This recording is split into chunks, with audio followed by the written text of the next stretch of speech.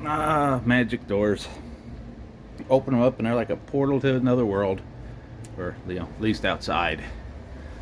Doors are rated on the U value because they are made of different materials with different heat transfer rates. But depending on how you look at things, like here, you can see a daylight.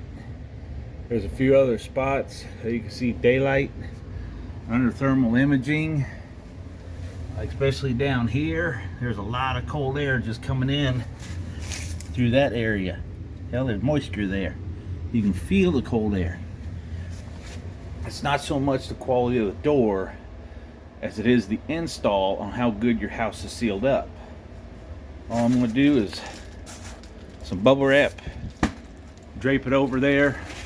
I'm going to fill this in with foam, and we're going to try to increase the performance of the house to at least match the 90% furnace I got. Like and subscribe. Thank you.